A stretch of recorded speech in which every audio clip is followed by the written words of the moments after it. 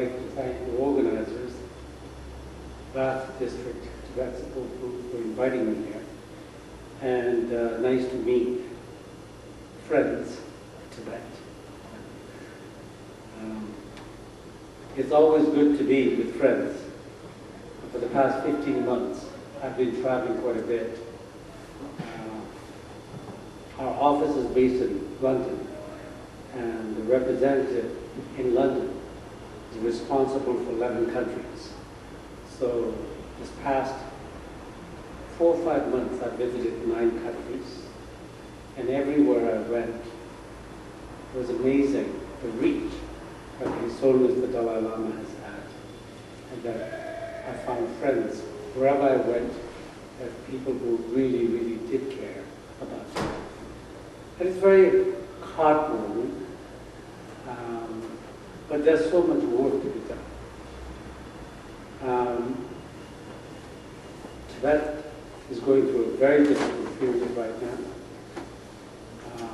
As Ricky said, I've been in Canada for 35 years. I've lived there for 35 years.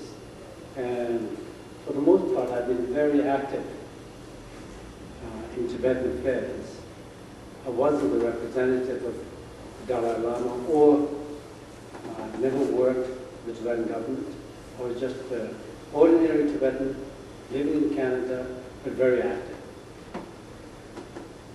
One thing I've learned, though, is we have many, many friends. There's sympathy, support, goodwill.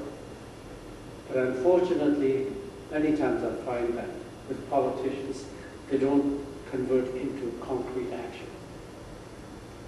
And it took me a long time to realize that I think Canada is not unique, whether it's the UK, France, Germany, wherever you go. For most politicians, the government officials, your national interest comes first. And it should. But for a very long time, the Tibetans, we've been very naive, thinking that our cause is just, it's a non-violent struggle, and we have a wonderful leader. Of course, eventually the truth will prevail, and we relied so much on the good governance of Western democracies. So having lived in Canada for all these years, I finally came to the conclusion that there's only so much that they can do, especially in view of the fact that China is a very important trading partner. And I realized that, you cannot expect the government to set aside their national interest and stick their neck out to the Tibetans. So that's when, we had to start thinking, so what do we do? And that's when I felt that, for the past almost 50 years, Tibetans have done a wonderful work educating the world, raising awareness of the Tibetan situation. And I think we have a lot of friends like you all over the place. But the people who really needed educating, they're the Chinese. We've left them in the dark all these years. And I felt that the time has come that the Tibetans should reach out to the Chinese and educate them. Why are they any different? So this is something that I started a project in 2006, doing online outreach to the Chinese. Because most Chinese really know nothing about it.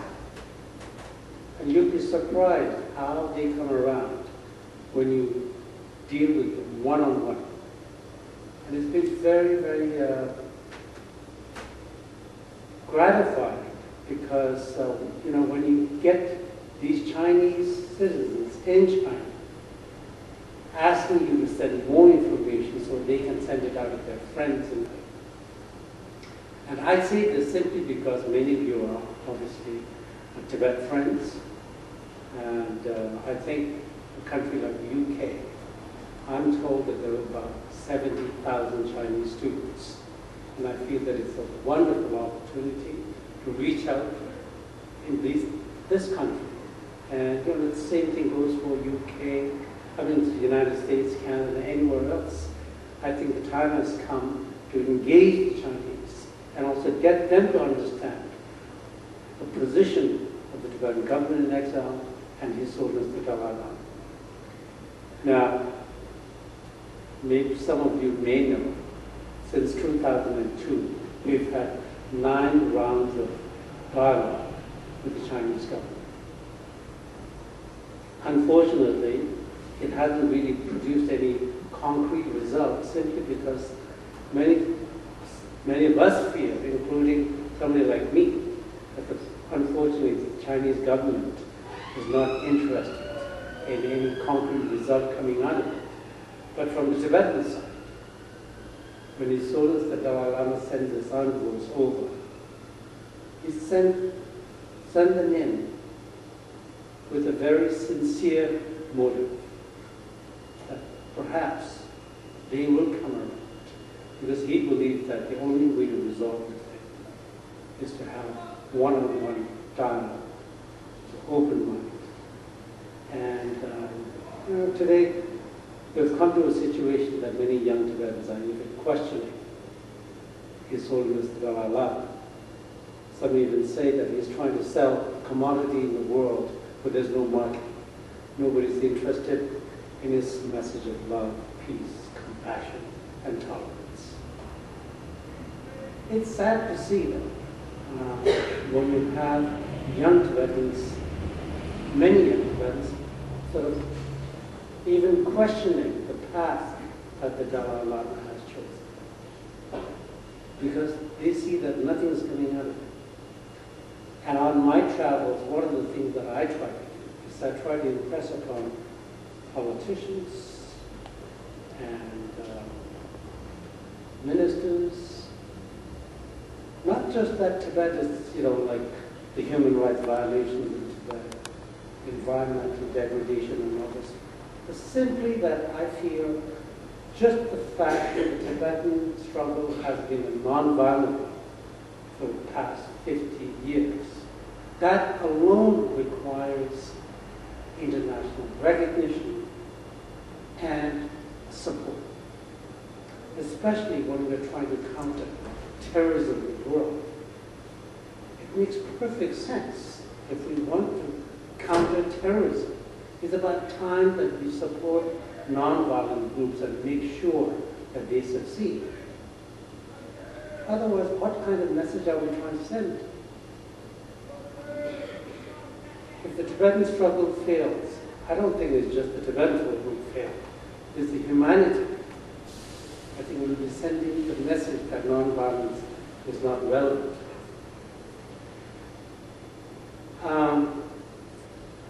For some reason, this kind of approach seems to work. For the first time, many politicians look at it like, okay, supporting Tibet, actually, there is some vested interest. Because it's not just saving Tibet, it's saving humanity. What kind of world do we want? And if you think about it, in some small way, the Tibetans are trying to show an alternative, that there is an alternative to violence. And His Holiness keeps saying that the past century has been a century of bloodshed. But this century we have no choice but to have a century of peace and dialogue. And I think that requires international community support. And also, the other thing that I wanted to talk about is, even though sometimes I feel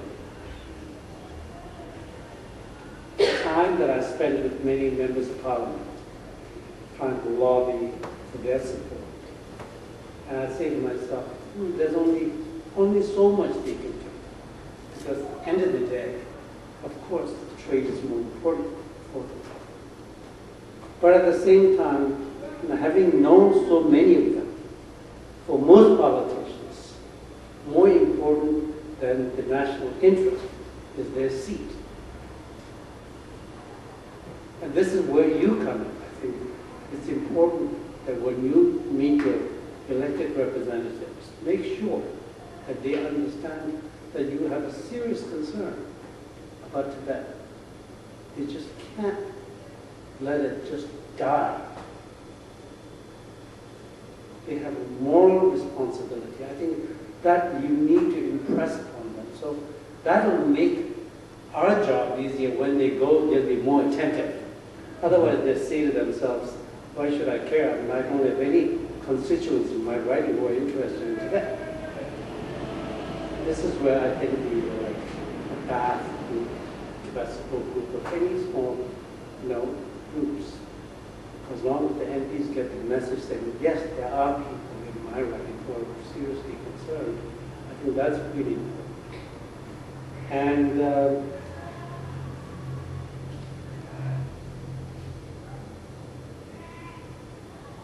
And other than, and from the bottom of my heart, I want to thank many of you who have been supportive of Tibet's cause over the years and will continue.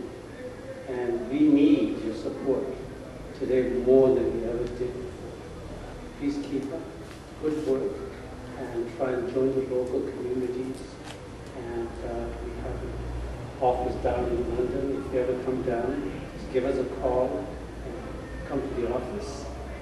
And I think I'll leave it at that, and maybe if you have some questions, that would be great. Thank you very much.